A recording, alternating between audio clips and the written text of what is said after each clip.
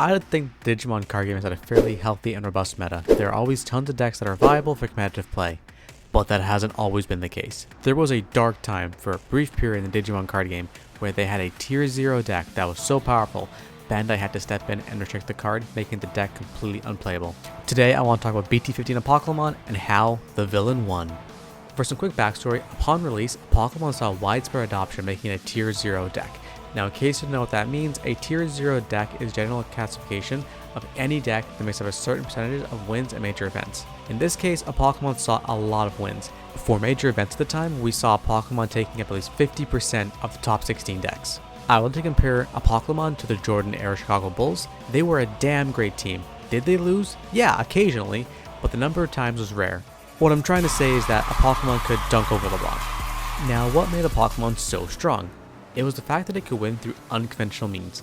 Typically in the game, you won by removing all of your opponent's security and then swinging one final check. But what if I told you there was another way to win? A far more dark way to win. One that tapped into the power of true degeneracy, decking out your opponent. The rules state that if you cannot draw a card during your draw phase, your opponent wins. Up until BT15, winning through deck out was kind of a fringe case. Sure, there were decks like security control that would try and win by stalling out the game long enough so that your opponent either ran out of cards or just give up, or someone was really trying to make BT5 Digimon work. At least Digimon got its time to shine.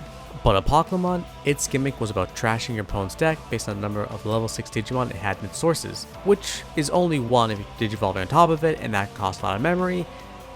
Oh, I can just hard play this and tuck the Dark Master underneath it to play it out for a cost of 3. At least there's no easy way to dump cards into my trash. Oh yeah, those guys. At least I can only tuck Dark Masters and it's any level 6. Yeah, let's talk about how this is all problematic. Okay, so before I go into how busted Apocalymon really was, let me explain what the intended plan was. You were supposed to use your 4 servants of the Dark Masters to search for Apocalymon and the said Dark Masters. Then at the end of the turn, they would delete themselves, play a Dark Master in breeding, which you could push up, make it die, and then play out another Dark Master into your main area as opposed to breeding. Then once you had at least 3 in your trash or on the field, you can go into Apocalymon and start trashing your opponent's deck, and you'd have effects like piercing, blocker, and reboot. Not to mention when it came out on the field, you could end of your turn, add a level 6 underneath it, and then copy the on play of the card that was tucked underneath it. So at best with the Dark Masters, you were de-digivolving, popping a body, bomb decking something, or returning a Fire Lord to the hand. Honestly, not a whole lot.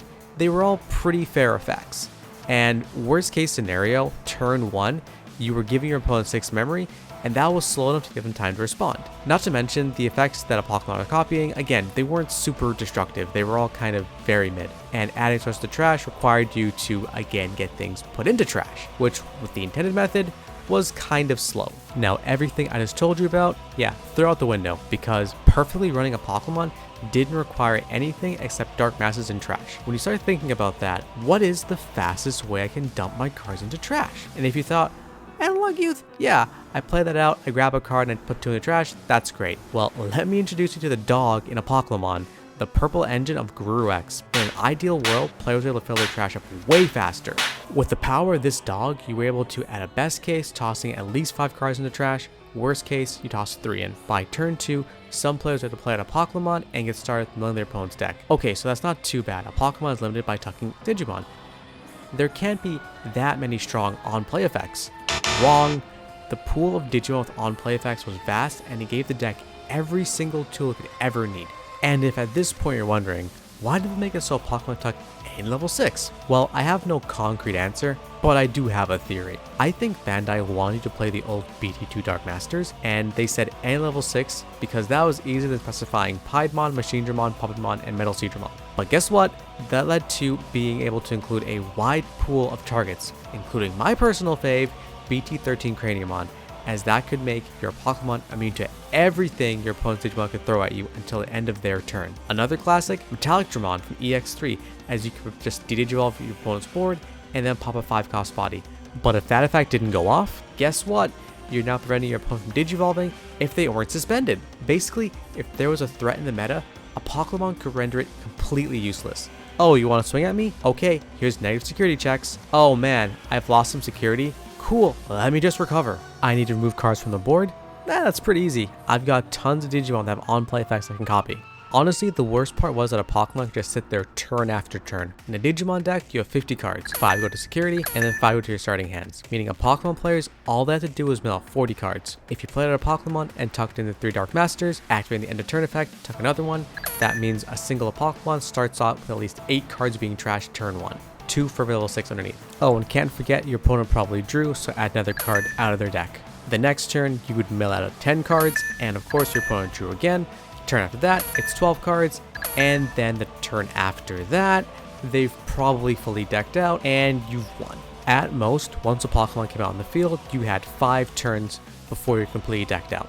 Except most times that wasn't the case, as players could play a second Pokemon and mill you out even faster. As you can see, this card was a major problem, but what was Bandai to do? At first, they tried adjusting the ban list, restricting cards like Structure Deck 6 Gabumon and BT2 Gabumon, which were used to help make the Guru X engine just flip your trash that much faster. They also hit Eismon Scatter Mode for a similar reason, as that could flip your trash really fast and filter to find that Apocalymon.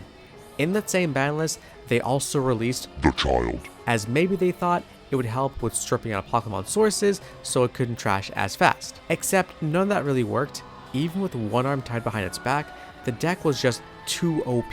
Bandai would refuse to hit a Pokemon or any of its pieces until BT15 hit the English-speaking regions. At this time, the game wasn't globally synced, and you have to wonder, why did they wait?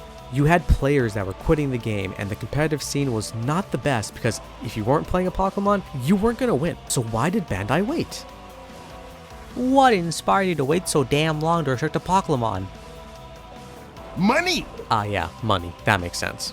Then, a few weeks after BT15 hit the West, Apocalymon and the Guru engine were both taken out back and shot, all restricted to 1, effectively killing the deck and any interest in BT15 as a set.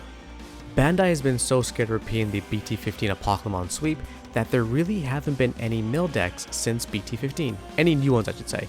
Digimon pivoted to a more self-milling strategy, and I guess with the new EX10 Creepymon stuff, but only time will tell if that'll make an impact.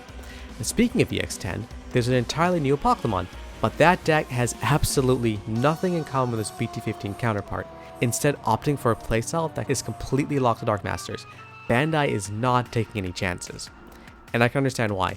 With a card as generic as Apocalymon, any card that they printed with an on-play effect could have been abused by this. This could have been a deck that stuck around for years, so I completely understand why they hit it. That being said, what do you guys think? Do you think a Pokemon could ever come off the ban list, or is it staying in jail forever? Personally, I think it's never coming out, as we keep getting more and more powerful level 6 Digimon with on-play effects, and I don't want a Pokemon copying that. Anyways, those are just my 2 cents on a Pokemon as a whole. But what do you guys think? Let us know in the comments below. Anyways, I've been Pro Ninja, thank you guys for watching, and we'll see you guys in the next one.